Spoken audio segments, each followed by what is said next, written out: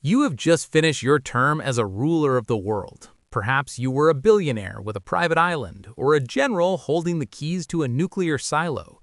In the world, you were the center of gravity. People bowed as you passed, and laws were often just optional suggestions for your ego. But suddenly, everything goes dark. The heart rate monitor in your luxury hospital room emits a long beep.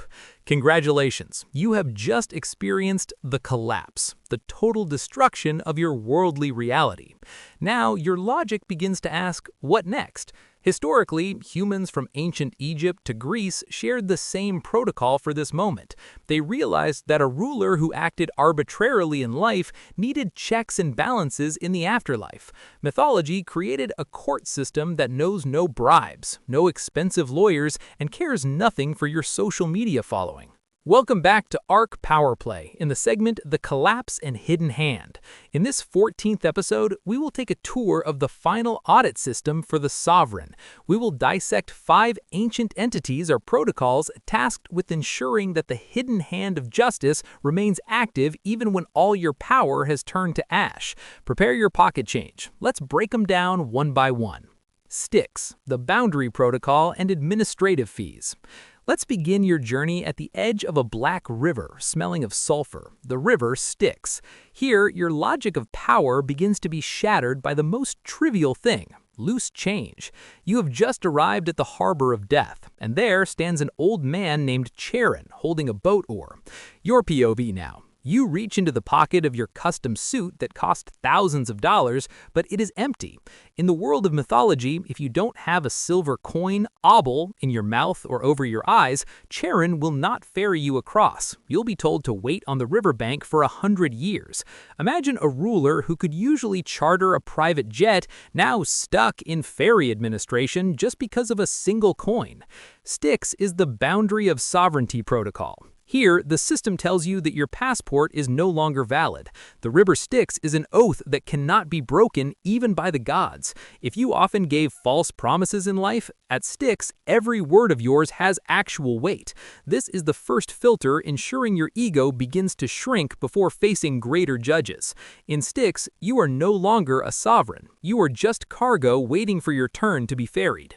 Cerberus, the flawless security system. Once you successfully cross, you will be greeted by Cerberus. Don't imagine a cute poodle. This is a 3-headed dog with a dragon's tail and snakes all over his body.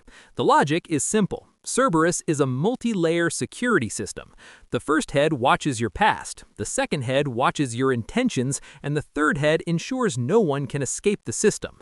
Your POV. You try the old trick of bribing the guard with gold, but Cerberus doesn't need gold. He needs obedience. His main task isn't to prevent people from entering, but to prevent them from leaving. Systemically, Cerberus symbolizes that the collapse is permanent. Once you enter this audit system, there is no way back. For a ruler accustomed to having an exit strategy or an emergency escape when their business fails, Cerberus is a nightmare. He is proof that the afterlife system has a security algorithm that cannot be hacked. You are forced deeper into the courtroom without being able to look back. Scales, the audit of heart versus truth. Now you have reached the heart of the court, and we shift to ancient Egyptian logic, the scales of Ma'at or the scales of justice. Here, you won't be asked how many assets do you have. Instead, your heart will be taken and placed on the scale. On the other side of the scale sits an ostrich feather belonging to the goddess Ma'at, symbolizing truth and universal order. The logic is an integrity audit. The heart in Egyptian mythology is the storage for all your memories and deeds. If you oppressed people in the world, your heart will become heavy with sins and lies. Logically, these scales cannot be manipulated with fake statistical data. Your POV. You see your heart begin to tremble as it is placed on the scale. All the cruel decisions you made in office, all the corruption you covered up, all the people you ignored, everything turns into physical mass weighing down your heart. Here, the sovereign faces the most honest audit in the history of their existence. If your heart is heavier than a feather, the system declares you failed or morally insolvent. And in the afterlife, there is no bankruptcy process or debt restructuring. Ammit, the executor and data deletion. If the audit result shows your heart is heavy, then right beside the scales, Ammit is already waiting. Her form is a terrifying hybrid, the head of a crocodile, the front of a lion, and the back of a hippo. Ammit is the personification of permanent data deletion.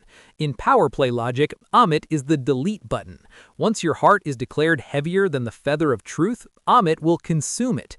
When your heart is eaten, your soul will not enter heaven or hell. Your soul will vanish from the memory of the universe. You will experience the second death, which means total non-existence. This is the greatest fear of every ruler, to be forgotten. Rulers build monuments, buildings, and history so their names become eternal, but Ammit's job is to erase the source code of your existence. This is the most logical punishment for those who abuse power. If you cannot provide a benefit to the system of life, the system will delete you entirely. Your POV. You see Ammit open her wide jaws, ready to devour the remains of your ego until nothing is left. Tartarus, prison for the failed sovereign. But if your deeds were so terrible that even the universe feels that deletion is too light for you, you will be sent to Tartarus. This is the VIP prison beneath the underworld, a special place for rulers and gods who rebelled against the natural order. The logic is the Sisyphus punishment. In Tartarus, the punishment is specifically designed to match your sins in the world. You will be condemned to perform tasks that never end for eternity. For example, Sisyphus, who must push a boulder to the top of a mountain only for it to fall back down, repeatedly. Or Tantalus, thirsty and hungry, but not able to touch the water and fruit in front of him. This is a sharp satire of the ruler's never-satisfied ambition. Tartarus teaches that power without a noble purpose is actually a repetitive curse. Here, the collapse turns into a logical cycle of suffering. You have all the time in eternity to reflect on why you were so arrogant in a world that was only temporary. So, what is the common thread of these 5 afterlife judges and protocols? Logically, these myths were created as a balancing system for uncontrolled power. Humans created the narratives of Styx, Cerberus, and Tartarus because we realized that in this world, justice often loses to money and status.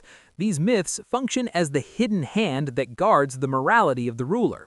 The message is clear: have your fun now, but remember, an audit is waiting at the finish line. For the sovereign, these myths are a reminder that the collapse is an inevitability. Everything you built, your business empire, your political office, or your social influence, everything has an expiration date. When that day arrives, you will stand alone without aides, without guards, carrying only the weight of your own heart. This final judgment isn't just about religious punishment, it's about the systemic accountability of the energy you utilized during your life. Thank you for watching until the end. If you like how we explain complex things to make them make more sense, don't forget to follow Synoptic. We will continue to discuss many everyday things that are actually fascinating as long as they are explained the right way. Synoptic, the world simplified, one thought at a time.